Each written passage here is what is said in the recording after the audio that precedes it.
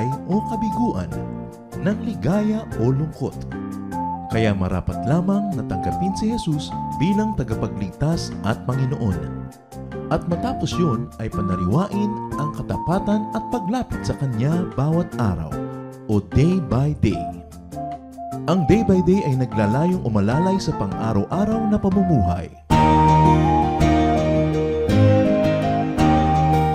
Narito po si Kuya Ed Lapis sa mensaheng pinamagatang Winning Ways.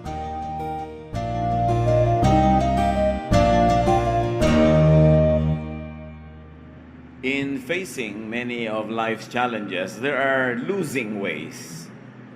May mga paraan na pangtalunan, at talagang talo. And there are winning ways. Dapat tayo ay bilang mga anak ng Diyos ay marunong ng mga winning ways because the Lord is victorious and we should overcome challenges, problems, difficult situations. Dear God, we ask you to lead us, teach us, feed us with your wisdom. Nais namin, Panginoon, na tumanggap ng pagtuturo, pagtutuwid, inspirasyon. Akayin niyo po kami para ang amin ngayong tutunghayan na kasaysayan ay magsilbing aral sa aming lahat. Kayo po ang mangaral, tinig yung madinig namin, at nawa ang ituturo niyo sa amin, Panginoon, magamit sa pag-unlad ng aming buhay, pagpapagaan ng aming mga pasanin, at pagbibigay ng tagumpay sa marami namin mga proyekto sa buhay na ito. Lead us, teach us. In the name of your Son, Jesus, we pray with thanksgiving. Amen. Winning ways. At ngayon, we will learn from the winning ways of Jochebed, the mother, and Miriam, the sister of Moses. Background, the Hebrews were slaves in Egypt. So sa pagtingin mo pa lang yan, loser na. Meanwhile, the Hebrews kept growing in population, and to control that population, Pharaoh, the king, ordered that all newborn males be thrown into the river, where of course crocodiles awaited them. So, the Pharaoh would have accomplished two things. One is to lessen the population growth of the Hebrew slaves because he was afraid that they might side with the political enemies of Egypt. And two, he would be able to make offerings to the crocodile gods in the river. So the problem here was Pharaoh's order. And that order, in many ways, in many forms and color and shapes and tunes, can sometimes be present in our lives. So sa simula pa lang, isipin na natin na yung problema ng mag-anak nila Moses ay may mga katumbas na sa problema sa ating pamilya, sa ating kumpanya, sa ating communities. Exodus 2, 1-4. Now a man of the tribe of Levi married to a Levite woman, and she became pregnant and gave birth to a son. When she saw that he was a fine child, she hid him for 3 months. But when she could hide him no longer, she got a papyrus basket for him and coated it with tar and pitch. Then she placed the child in it and put it among the reeds along the bank of the Nile. His sisters stood at a distance to see what would happen to him. Malaking problema, lahat ng mga batang sanggol ay pinatatapon sa ilog. Itong babaeng nagngangalang Jochebed, na magiging nanay ni Moses, gumawa ng paraan kasi nung si Moses ay isilang, sabi niya, napaka-special ng batang ito, kailangan tong buhayin. Hindi pwedeng sundin ang utos ng hari na siya ihulog sa ilog para kainin ng mga buhaya. So itinago niya at nagtagumpay naman siyang maitago ang isang bata ng 3 buwan. But beyond that, it was already impossible. And besides, the Egyptians were very fastidious record keepers, maraming census, binibilang ang mga tao, etc., etc. So gumawa sila ng isang basket na yari sa papyrus, katumbas ng ating water lily. Lumulutang sa tubig yon pag pinagsama-sama mo. Pinahiran nila ng alkitran, mga kung ano-ano mga langis sa labas para huwag pasukin ng tubig, at doon inilagay yung bata. At yung bata naman inilagay sa tabi ng mga halamang ilog. In other words, nakasadlak siya doon, hindi siya inaagos-agos at tinatangay-tangay habang binantayan ng kanyang ate na si Miriam kung ano ang susunod na mangyayari. Kung nasa isip ninyo yung Ten Commandments ni Cecil B. DeMille, makabubuting burahin nyo kasi hindi biblical. Hollywood yung kwento. Dramatic pero hindi biblical. Ang totoo, mas dramatic pa nga yung biblical account of the story. Doon kasi sa movie, kung nakita nyo na yan, ipinaanod at dinala ng agos ng ilog yung basket at isinadlak sa isang lugar. No, inilagay nila, they planted that basket in a very specific spot. And Miriam, who placed the basket there, stayed there to watch what would happen next. So there was a problem. The problem was there was a son, not a daughter. And sons were destined to die in that moment of history. And the problem was also how to keep the boy alive. Maraming mga pamilya, kahit sa ating bansa, problema nila is how to keep their children alive. Not because some pharaoh orders them to be thrown in the river, but because of many other reasons. Kuminsan poverty, kuminsan unwed pala yung mother, pinoproblema niya kung paano niya didispatchahin itong batang ito. O yung iba naman, paano ko ito bubuhayin, unwed ako, etc., etc. So the problem actually confronts us in many ways. And what was the solution of this creative family? They don't give up easily. Hanggang kaya, itinago yung bata, kaya inabot ng 3 buwan. They extended the life of the boy as long as possible. And when necessary, they delivered the boy to the river, but increased the chances of winning. Inilagay sa isang basket na hindi lulubog, isinadlak sa pagitan ng maraming halamang ilog, at binantayan. They have a plan, and they managed that plan.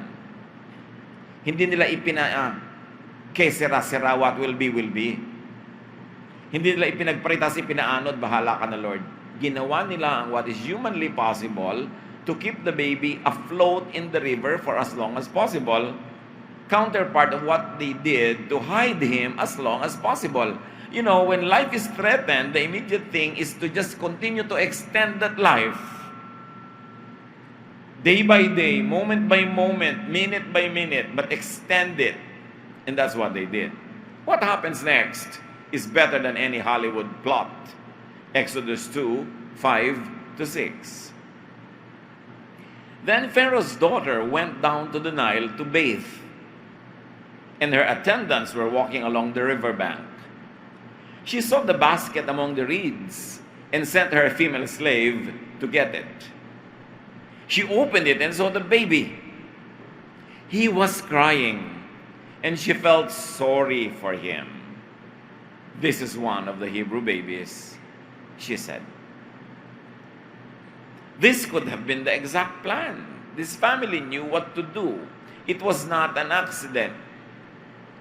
Miriam planted the basket exactly in the spot where they knew the princess comes to bathe.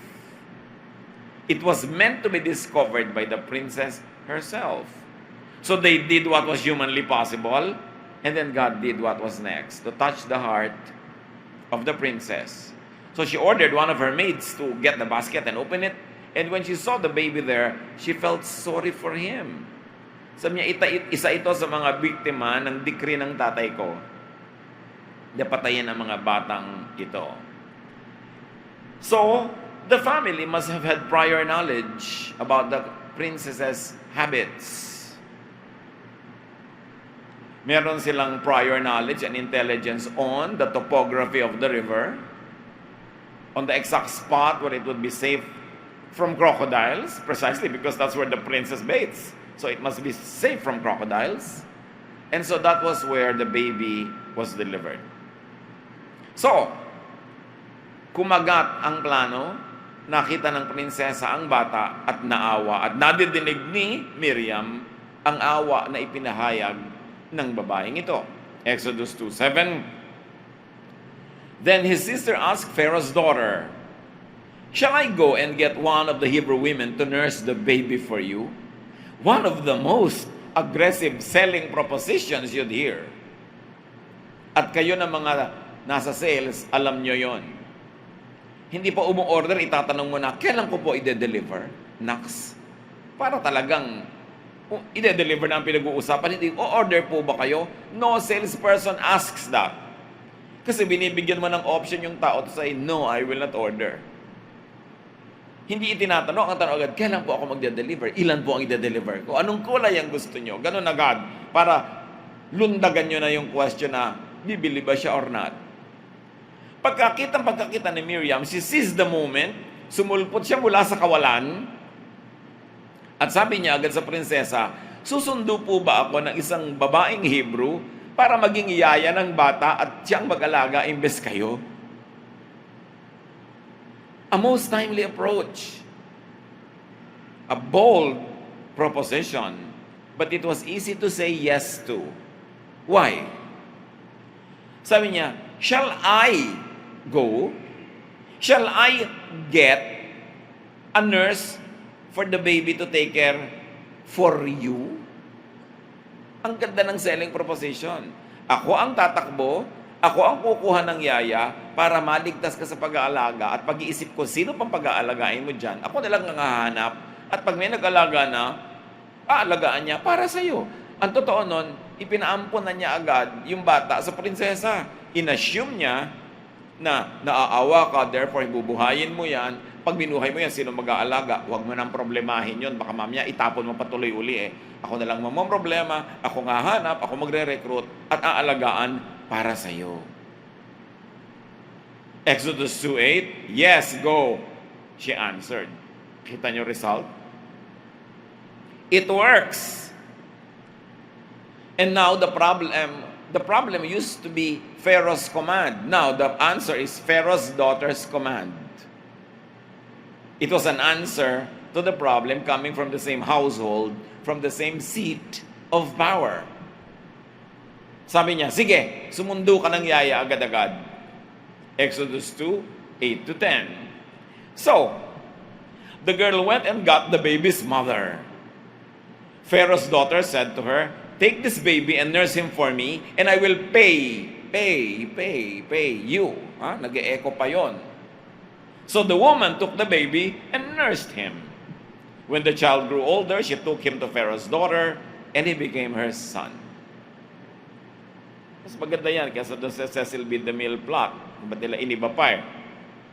So, dali-daling umuwi ang bata, handang-handa naman yung nanay, nakagayak na siya. Walang sinayang na sandali, baka magbago pa ang isip ng prinsesa. Kaladkad ngayon yung babae. Eto na po, may nakuha na akong yaya. So, sabi ng prinsesa sa kanya, alagaan mo tong batang ito. Ano ganon? Babayaran kita. Nabayaran pa siya. No? Una, hindi na nawala yung anak niya, hindi napunta sa iba, sa kanya rin napunta, binabayaran pa siya habang inaalagaan niya. At pag lumaki na, for the boy to reach the legal age where he could be adopted, he would be returned to the princess. He would become Prince of Egypt. So the problem son is no longer a problem. And how to keep the boy alive, both of them are not problems anymore. May bonuses pa. No more hiding. Kasi ang prinsesa ang nagsabing alagaan ito, may bayad pa. Raising her own son not only saved his life, but became a livelihood. She was suddenly in City Hall's payroll. Kaya lang, hindi naman siya ghost employee. Talagang hinar siya at nagtatrabaho siya. The son becomes a prince.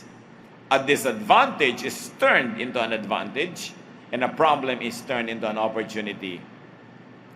Ano ang lessons on winning from Mommy J and Sister M? Don't give up too easily. Now, I want you to think of your own problems now. Anong problema nyo? Anong bata ang nanganganib ang buhay? Kaya bata ba yon, bagay o anuman? Profesyon ba? Trabaho ba yan? Relasyon? Laging may nanganganib ang buhay eh. Don't give up too easily. Don't call it a problem.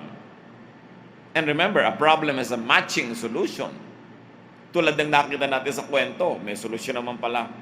Find the solution.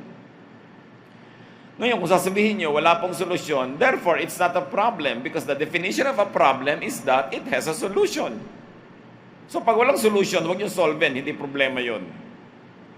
But most of the time, may solusyon yan, so better just call it a challenge. Bawasan nyo, mga kapatid, ang mga bagay na tinatawag nyo na problem. Kaya lang may problema. Kaya lang may problema. Ang negative agad ng buong atmosphere. Sabi nyo, merong challenge. No? Parang meron ka agad na sigla para harapin yung challenge. No? Hindi problema. Problema kasi parang hindi mo na yan kaya ma-solve eh. And learn from this mother and daughter, stand up, level up to the challenge. Use your available resources as long as possible. Nakita niyo sa kwento, itinago muna, pinahaba, nung hindi na kaya, gumawa na naman ng paraan, pero hindi nila inilubog sa ilog. Alam niyo, kung kukuhanin ka na ng Panginoon, hayaan mo ng Panginoon ang kumuha, huwag ka na magpakamatay. Trabaho mo, habaan mo ang buhay mo. Kasi pag kukunin ka na niya, kahit naman sino, walang makakapigil, pero kahit sino rin, walang makakapilit kung di pa tapat. No? So, huwag mo nang unahan yung problema na papalalain mo pa. Yung iba, ang solution nila sa problema, lumikha ng ibang problema eh. Aha! Nang bababae pala ang husband ko, manlalalaki naman ako. Yung ba ang sagot sa challenge? Ang challenge is paano pauwiin yan sa'yo alone. Hindi yung ikaw ngayon may iba ka pang idadagdag na problema. Challenge.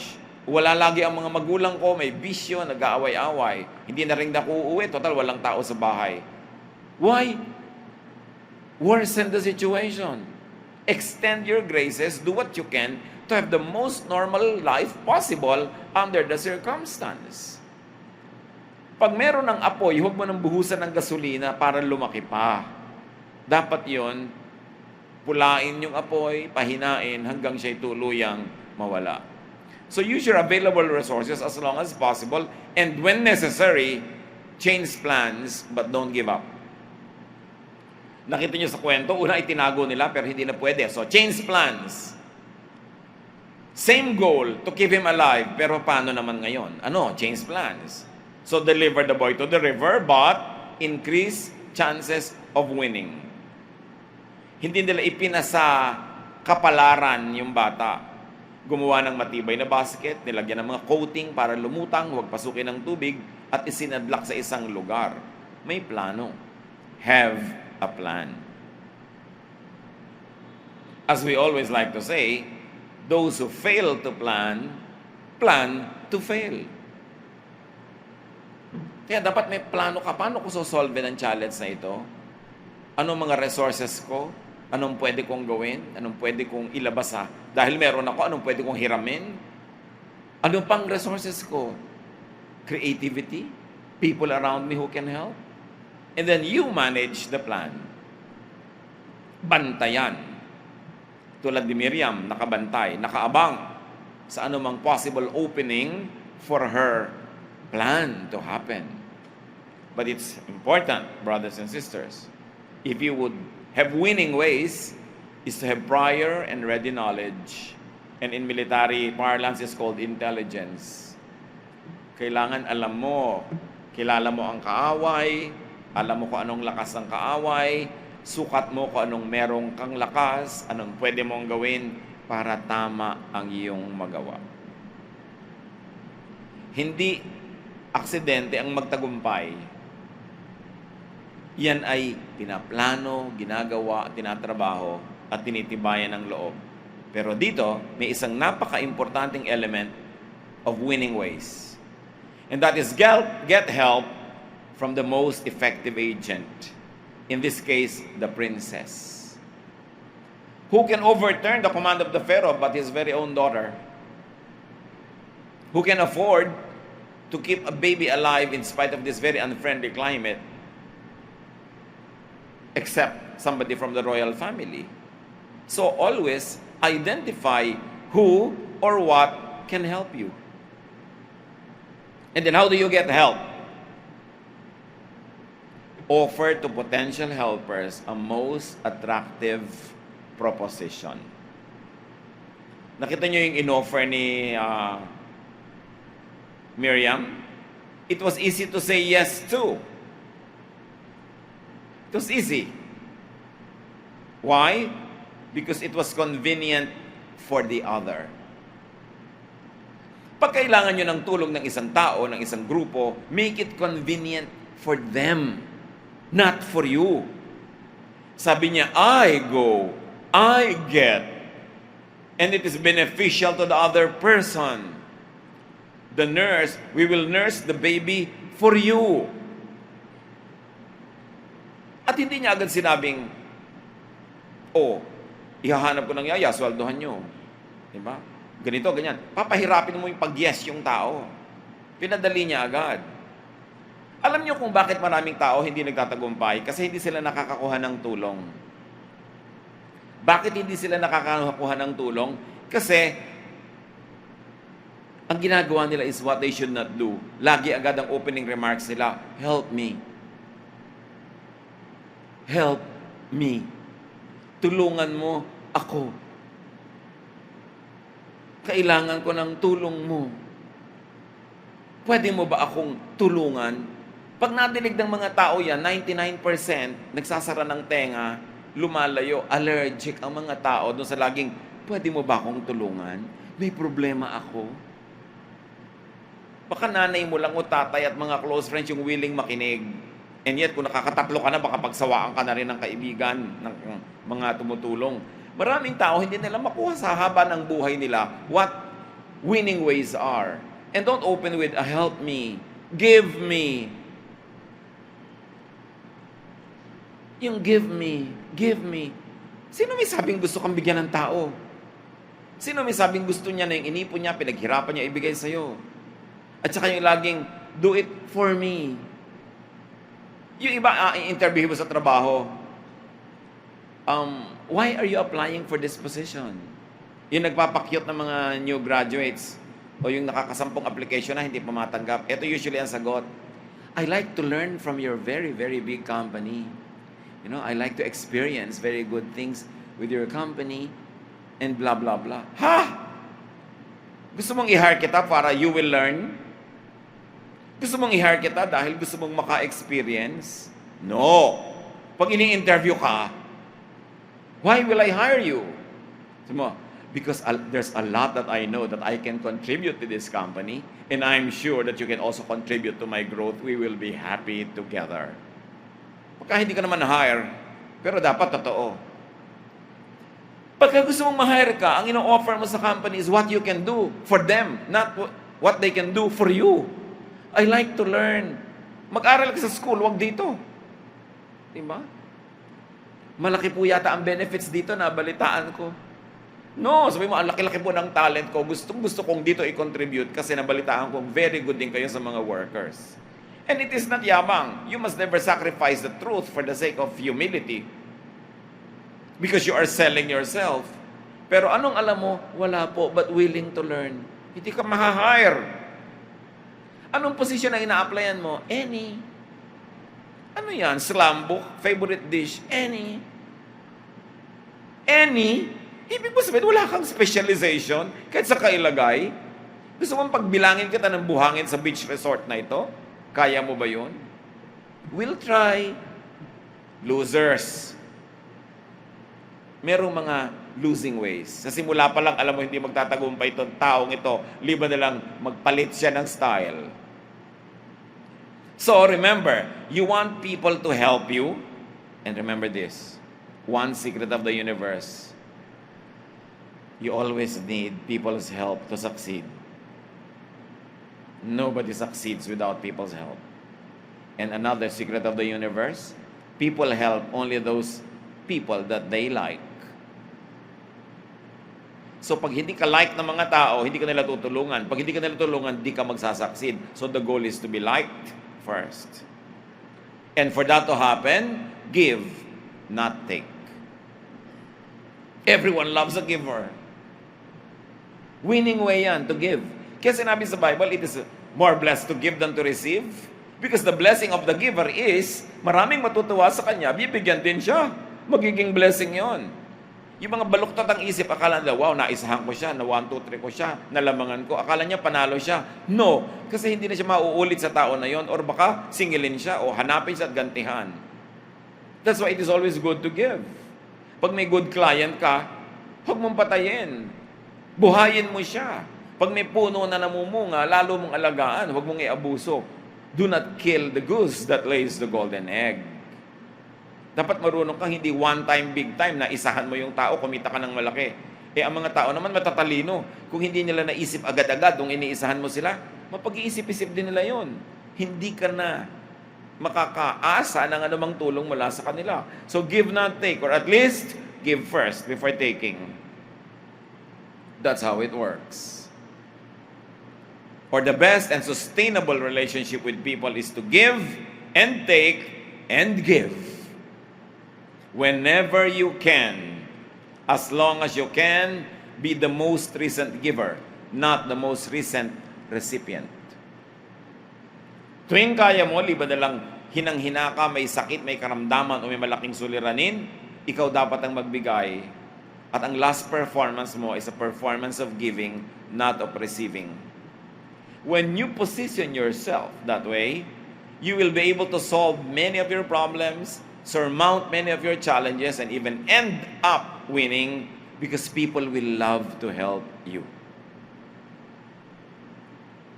People love givers and helpers. That's the truth in life. You succeed mainly because people help you. Of course, God helps us. Hindi naman yan ang pinag-uusapan natin ngayon. Yung human level ang pinag-uusapan natin. Nandyan yung Diyos, hindi nawawala sa equation. But on the human level, people help those they like. So ang tanong, likable ka ba? Kung ang laging linya mo ay, give me, help me, I have a problem, do you think anybody will like you? Pagsasawaan ka. Tulungan ka minsan, mamaya may problema ka na naman, tutulungan ka ulit, nagkakaroon ng donor fatigue. Pinagsasawaan din. Kasi ang tao naman walang bottomless resources. Limited din. Bibigyan ka ng konti. Tapos pag nakita ka ulit, hindi ka pa rin nakakabangon, bibigyan ka na naman. So yung konting natira niya, itutulong uli sa'yo. Sa pangatlong beses, dadong ka na naman, may kailangan ka na naman, iwasan ka na. Huwag ka magtampo. Natural lang yon. People will want to preserve what they have to keep themselves alive. People don't work hard to be able to give you something when you ask, except our parents, and probably a few people who love us very much. Walang tampo-tampo. Kaya kung minsan nagkasakit ka, may tutulong sa'yo, pero naman, 9 na buwan ka na sa ospital, ano? Nakatatlong balik na yung mga dumadalaw, andong ka pa, talagang mauubusan sila ng kakayahan para tumulong. Hindi ka dapat magtampo. Ang haba naman kasi ng pagkakasakit mo. Wala ka pang naitanim na mabuti. Wala kang nagawang mabuti, tas aasahan mo, tutulungan ka ng tao. Kaya maraming hindi nagtatagumpay, hindi sila marunong magtanim. Sa mga panahon na kaya nila magtanim. Mga kapatid, basta kaya nyo magtanim, magtanim kayo. Kaya nyo magbigay, kayo yung magbigay. Dumarating yung panahon na kuminsan, ikaw talaga mangangailangan, at least marami kang tanim. Hindi lang na-o-obligay yung taong tumulong sa'yo, willing. At kung humaba yung panahon ng pangangailangan mo, pwede mong habaan ang oras ng panghihingi, willing pa rin. Kasi mahal ka. Kasi love ka. Kasi like ka nila. So, importante, people like and love people who make their lives easier, nicer, better. Magbabakasyon ka sa bahay ng may bahay, tas para kang prinsesang nakaupo sa tasa, hindi ka naman kasoy. Ang tamad-tamad mo, ang takaw-takaw mo, yung pinaghigaan mo lang, hindi mo maligpit. Gagamit ka ng banyo, naging pusali, paglabas mo, nabasa lahat. Sa palagay mo, maimbita ka pa uli. Tapos darating ka, mamamasyal ka, pagdating mo, gutom na ako, anong ulam? Wala ka man lang dala, hindi ka man lang dumaan sa palengke o supermarket. O may dala akong ulam para sa ating lahat. Tandaan nyo yan. Nagugustuhan ka ng tao. Pag ang presensya mo sa buhay nila, nagpapadali, nagpapaganda, at nagpapaunlad sa kanila. Ganun lang talaga yun. Kaya kung dumarating yung panahon na wala kang kapera-pera, nakikitira ka, dapat ang sipag mo. Pinag-aaral ka ng kung sino, dapat ang bait-bait mo, hindi lang sa high grades. Humahanap ka ng paraan, hugasan mo yung kotse niya, linisin mo yung bahay niya. Siguradong hindi pa nag-enrollment ulit. Tinatanong ka na naman, magkano kailangan mo next-enrollment? Pero kung yung pagmamukha mo, makikita lang niya tuwing may babayaran kang kailangan, pagsasawaan ka. Di ka magtatagumpay sa buhay. So, do you brighten up a room just by entering it? Do you beautify life just by being there? Or are we a burden? Pagsasawaan at pagsasawaan ka nun. At pag dumating yung malaking chance, opportunity, walang tutulong sa'yo, then it passes you by. Hindi mo napansin, tumanda ka na, malapit ka nang gumraduate at tawagin ng hukay. Wala pang nangyari sa buhay mo. Kasi walang willing tumulong. Be that blessing to people, and they will help you solve your problems, overcome your challenges, and succeed. How else? What are the winning ways of this mother and daughter tandem? Get bonuses. Get paid. And get paid well. Bakit may mga tao na kumikita ng ang laki-laki sa buhay nila at maraming tao all their lives nakuha na sa pagtatrabaho ang liit-liit ng kita? Hindi na natapos hulugan ng payong kasi bago masira, bago mabayaran, sira na uli. Kukuha na naman ng hulugan. Nakatali habang buhay sa pagkaliit-liit na budget, hindi naman tamad. Trabaho ng trabaho. Because they get paid, yes, but they don't get paid well. How do you get paid well? You get paid well when you have knowledge. Kailangan may specialization ka. Yung I like to apply for any position that's vacant in your company. Will anybody be interested with you? Tapos yung application form mo pa, napakatamad mo. To whom it may concern. Alam niyo yung mga letter na, Dear Sir, Ma'am, hindi mo walang pinili kung anong kasarian ko? Sir/Ma'am, ba't ko babasahin ang sulat mo when you don't even care to address it to me? There are losing ways and there are winning ways. Sulat, hihingi ng donation, 3 pages. Do you think I have all the time in the world to spend reading your long letter? Why don't you go direct to the point?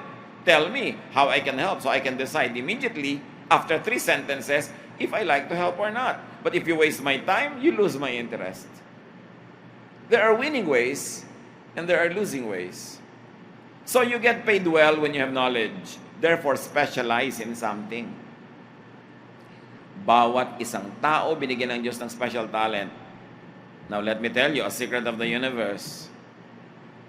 You become rich when you make a livelihood out of your special talent. Because in that department, you can become a star. You can rise because you're gifted. Pero when you take any available job, tagabilang halimbawa ng munggo sa palengke, hindi masamang trabaho, pero hindi ka aangat sa buhay. Liban na lang, ang talent mo, ang bilis mo magbilang ng munggo, pag ginanong mo isang kaban, bilang mo ng ilang piraso. Dapat, ang trabahong kinukuha mo, yung bagay sa talent mo, hindi yung kung ano lang available. And that is the case of more than 80% of the people on the planet. Because they don't look into themselves and see what giftedness they have. How the Lord has gifted them powerfully. O look at Manny Pacquiao, paano siya nag-rise to that? Diba, dati naglilinis-linis ng mga bote, nagtitinda ng mga bulaklak, kung ano-ano. Hindi naman yun ang special talent niya, boxing pala. Kung nanatili siya sa paglilinis ng bote, buhay pa rin siya ngayon. Pero hindi natin siya pag-uusapan. Anong talent mo? Diyan fair ang Diyos. Binigyan niya ang lahat ng tao ng talent. But you've got to cultivate the talent, develop it, and sell it. You've got to sell your talent. So plan well. Sell your best strengths and expertise.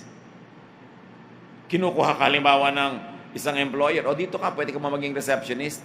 Ang talent ko po maging treasurer. Ang galing-galing ko pong mag-budget at paghawak ng cash. Papatulayan ko sa inyo, itong mga record ko, ganon. Nung pumasok ako sa ganitong company, nakat ko ang kanilang unnecessary expenses. Dapat back up mo by support. Pag kine-claim mo na maghusay ka, hindi nasa hangin yung imagination mo. Merong support. Maha-hire ka. Pero any vacant position, may stuck ka dyan all your life. Sayang yung talent mo when you are in the wrong place. And you will not make a lot of money, you will not make a lot of profit. Kahit sa halaman, pag itinanim mo sa maling lupa, hindi siya masyadong mamumunga. Dapat nasa tamang lupa. So don't look for vacancies if you like to be an employee. Create your own job, your work, or position. May mga empleyado, nakikita nila yung takbo ng kumpanya nila, tapos papasok doon sa may-ari o doon sa manager, sabi niya, meron akong idea how to solve this kind of problem of our company, and I think I can do it if you'll give me the chance. Transfer me to that position or create that position for me and wait for results. Then mabubunot ka sa kinakalagyan mo na hindi mo naman na-enjoy. You don't have to work hard.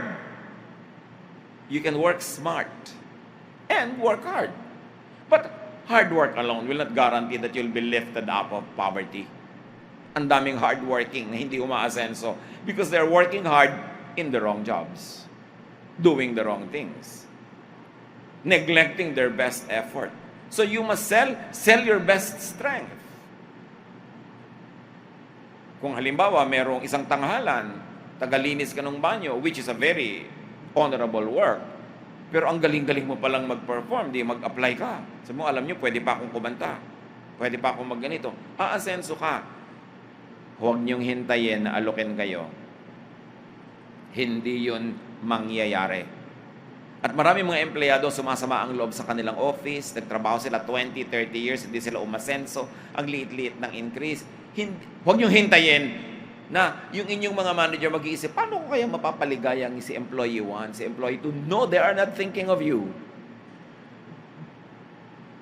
So, you think of yourself and go to them. You say, 10 years na ako sa trabaho na to, na-master ko na, and I think I'm ready for another position.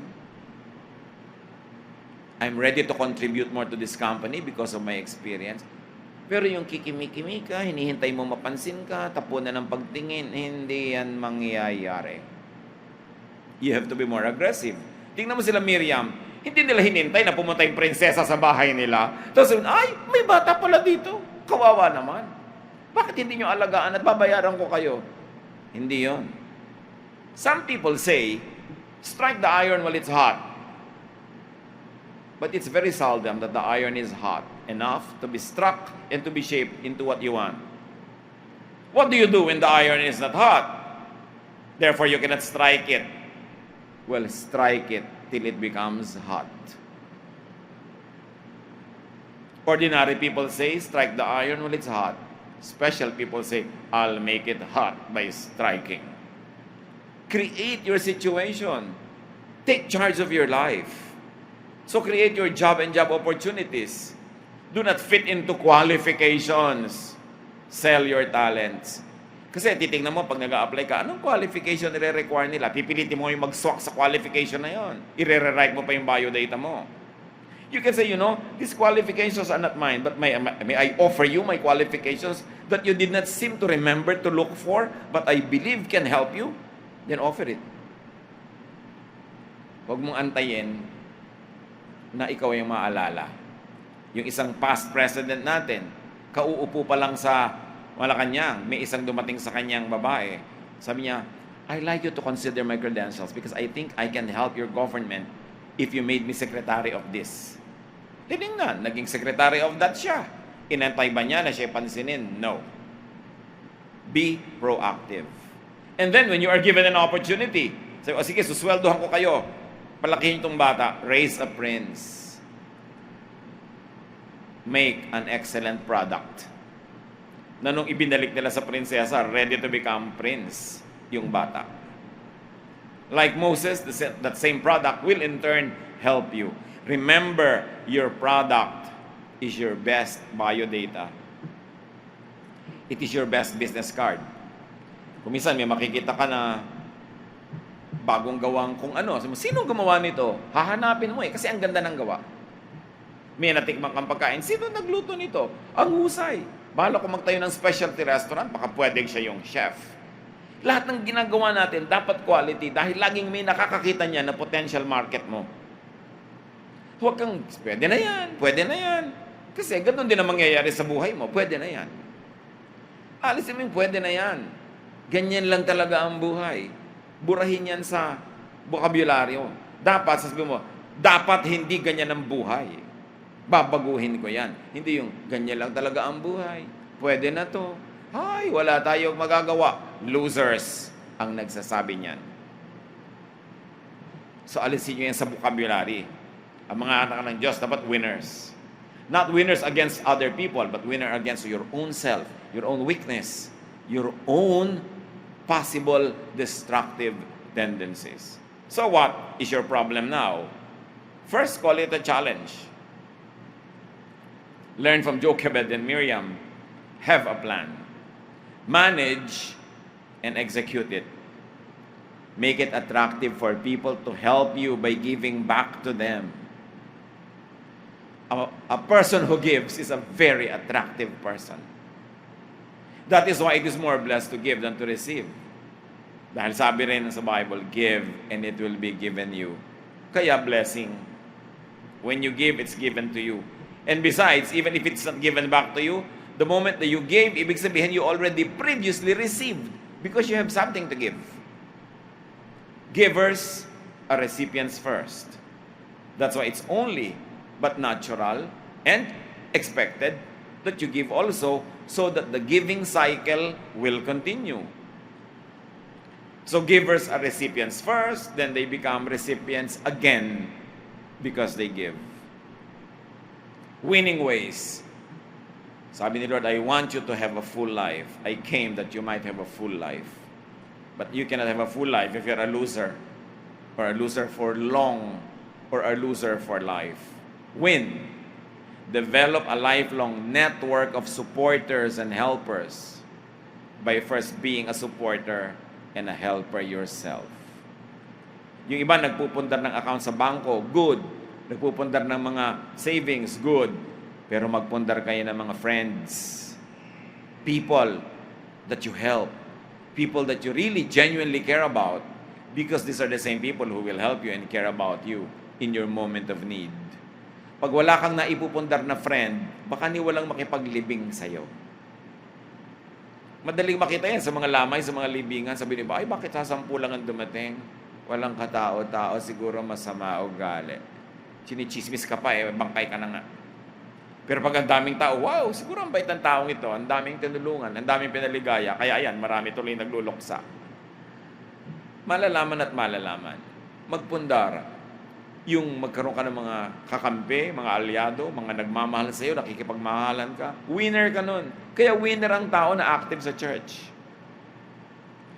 Marami ka laging kasama, karamay. Although nadadami ka rin sa problema nila, ganun talaga. Alam nga naman puro ka take. Siyempre, give, take, give. Ganun ang buhay. Inhale, exhale. That is how to live. God does not want us to be losers. Ayaw lang Diyos maging karaniwan lang ang mga tao. Lahat special. But for you to shine, be in the right place. Take your correct place, and you will shine. Don't settle for anything less than that. Huwag mo sabihin ganyan talaga yan, wala tayong magagawa. Because sabi, I can do all things through Christ who gives me strength. And Christ likes you to be a winner. Dear God, we thank you for this wonderful story of Jochebed the mother and Miriam the sister. Wise women who made the nearly impossible possible by your help, with your blessing, but naturally with their participation. Turuan mo kami, Lord, na ma-identify ang dapat namin gawin, what we should actively do, so that we could be winners, not against other people, but against our own weaknesses. Pagbulay-bulayan natin ito, mga kapatid, ano ang mga personal application nito sa ating buhay? Dear Lord, as your people stay silent for a while, let your Holy Spirit teach, guide, correct, and empower us.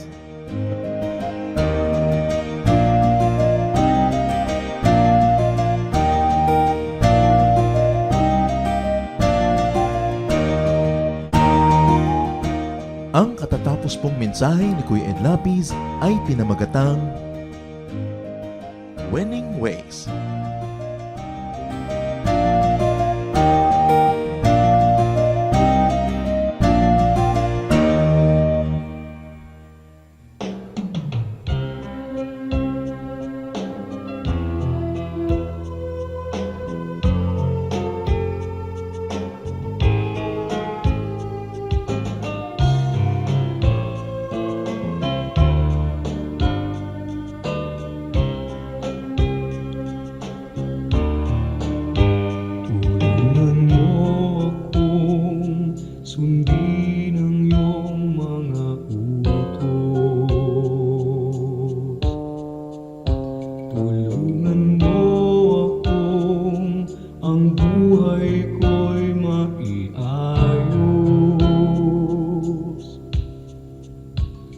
sa mga tukso, tulungan mong pigilin ang sarili ko.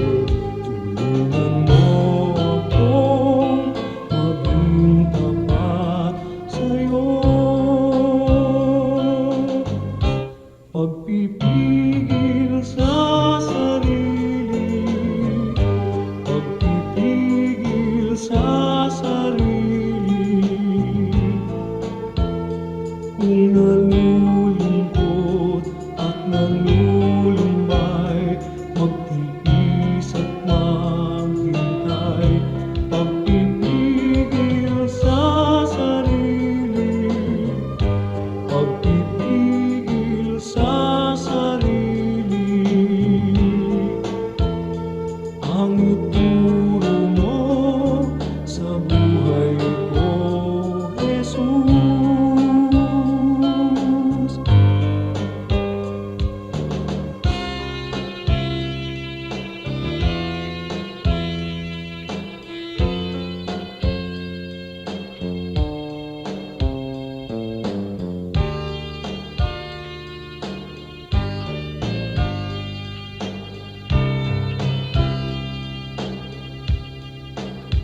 At sa mga tukso'y tulungan mong pigilin ang sarili ko. Tulungan mo akong maging tapat sa'yo. Pagpipigil sa sarili, pagpipigil sa sarili. Kung nalulungkot at nalulumbay, magtiis at maghintay. Pagpipigil sa sarili, pagpipigil sa sarili. Ang ituro mo sa buhay ko, Jesus.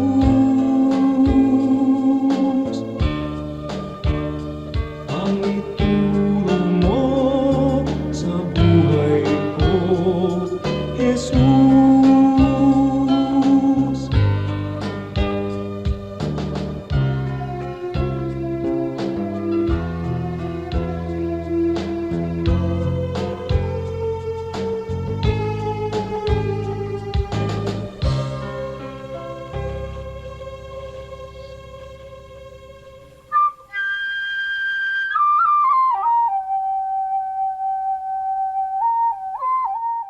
Napakasarap pong pag-usapan at itampok ang mga hiyas ng ating bayan, at ngayon po ang ating itatampok na hiyas ay isang kasabihan.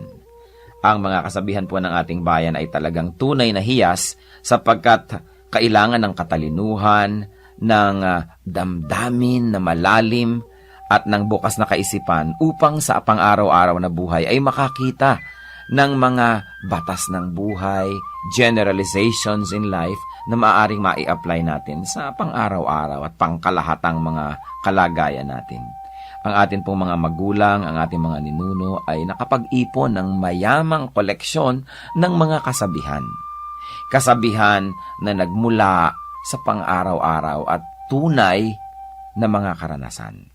Mga karanasan na nilinis, sinubok, at dinalisay ng panahon. At ang atin po ngayong hiyas na itatampok ay ang kasabihan na kahoy na babad sa tubig, sa apoy huwag ilapit. Pag nadarang at nag-init, sa pilitang magdirikit. Yan po ay galing sa koleksyon ni Thelma Quintanar at mga kasama sa UP Cultural Dictionary for Filipinos.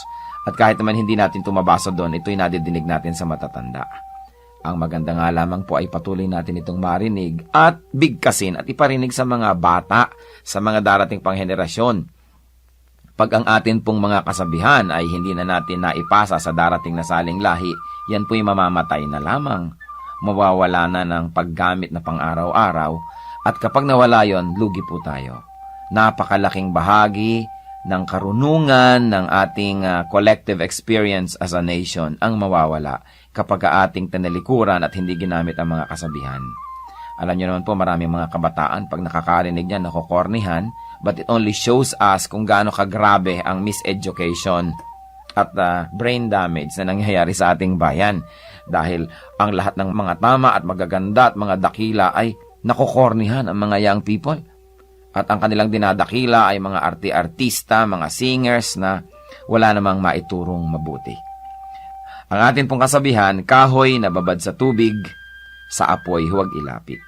Pag nadarang at nag-init, sa pilitang magdirikit. Ano po ang mga maari nating mahalaw na mga katuruan dyan? Una, walang taong hindi pwedeng matukso. Hindi mo pwedeng sabihin, yung taong yan matibay, pwedeng iharap talaga yan sa tukso. O yan, naku, laki sa Sunday school. O laki yan sa Biblia, laki yan sa simbahan. Matibay yan. Maging ang pinakamatuwid na tao ay susuko at matatalo ng tukso kung ito ay laging haharap sa tukso at bababad sa tukso. Napakaganda po nung metaphor na ginamit. Babad nga naman sa tubig ang kahoy at basang-basa. Pero kung lagi niyong ilalapit sa apoy at tatagalan niya ng paglapit doon, yan ay matutuyo, madadarang at magdirikit, mag-aapoy din yan. Kaya huwag po tayong pakasisiguro. Sabi rin nga sa Bible, ang tao daw na kung kailan sa palagay niya ay napakatibay niya, napakagaling niya, kung kailan sa palagay daw niya ang tao ay hindi matutumba, ay doon mag-ingat sapagkat malapit siya sa pagtumba.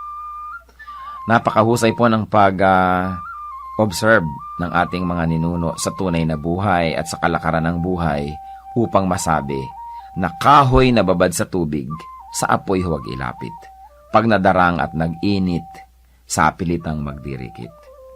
Huwag po natin na i-overestimate ang kakayahan ng kapwa natin na manindigan laban sa tukso. Kaya iiwas po natin ang ating sarili, ang ating mga mahal sa buhay, sa mga sitwasyon na maaari silang matukso. Maski gaano kalaki ang pagtitiwala natin sa kanila at sa kanilang nakaraan, maski gaano pa kalaki ang ating pananampalataya na sila'y magiging matibay, makabubuting iiwas sila o ang ating mga sarili sa tukso. Hiyas ng ating bayan, kasabihang, kahoy na babad sa tubig, sa apoy huwag ilapit. Pag nadarang at nag-init, sa pilitang magdirikit.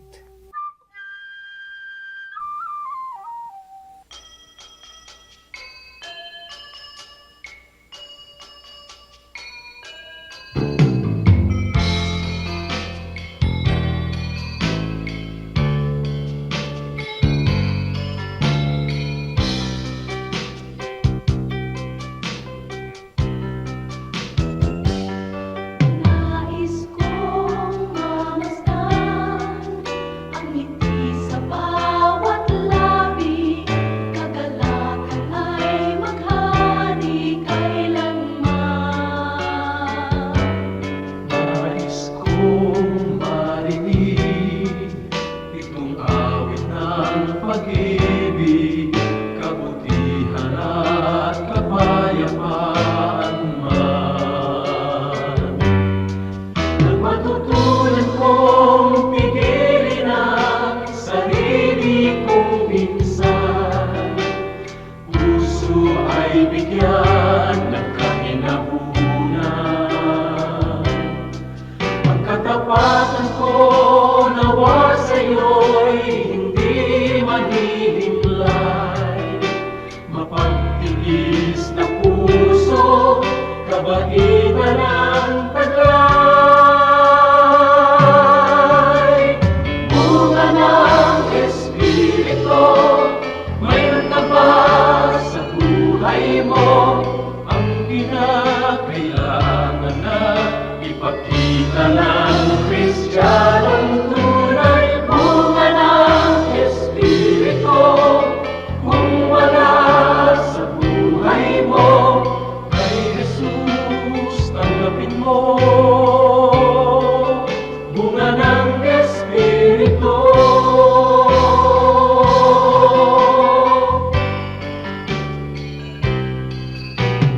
Kay Jesus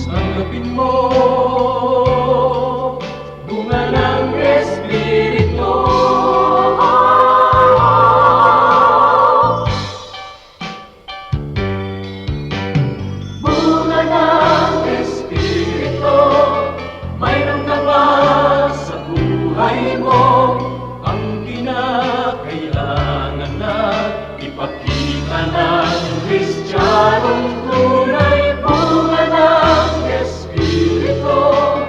Kung wala sa buhay mo kay Jesus, tanggapin mo bunga ng Espiritu.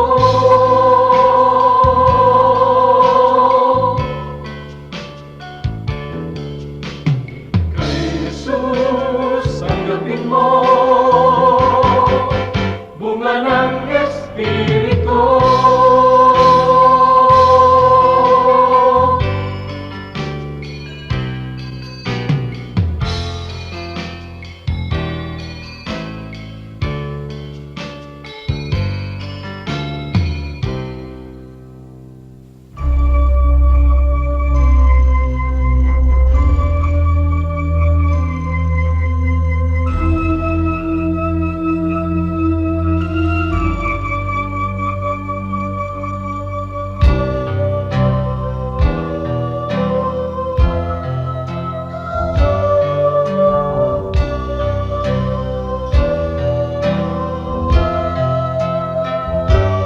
Bakit labis na pag-ibig ang nais kong ibigay? Magmula nang tanggapin ko si Jesus sa aking buhay. Noon ng Diyos sa puso ko'y isang katang-isip lamang. Ngunit ngayon siya ay katotohanan.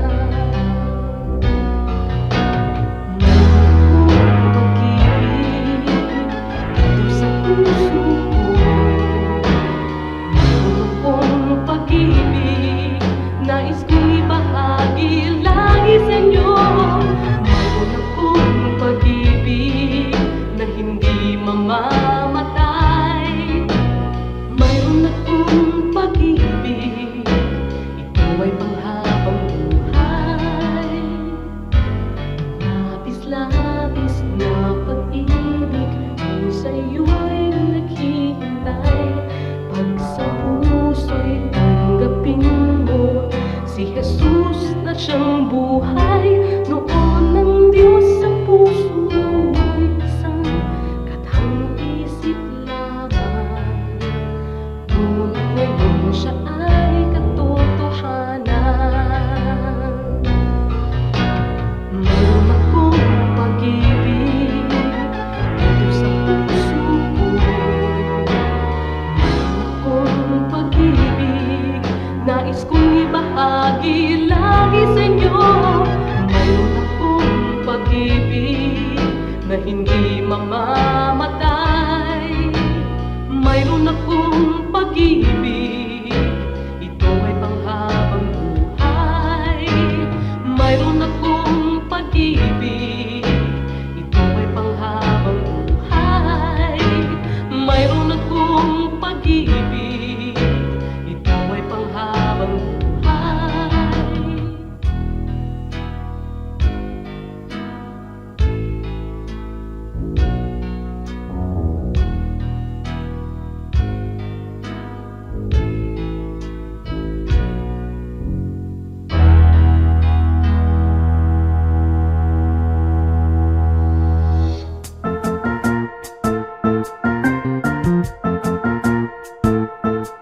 Oras na po para pansamantalang magpaalam ang programang Day by Day. Tayo po'y magsama-sama tuwing ika-6 hanggang ika-7 ng umaga, araw-araw. Magandang umaga po at mabuhay ang Panginoong Hesus!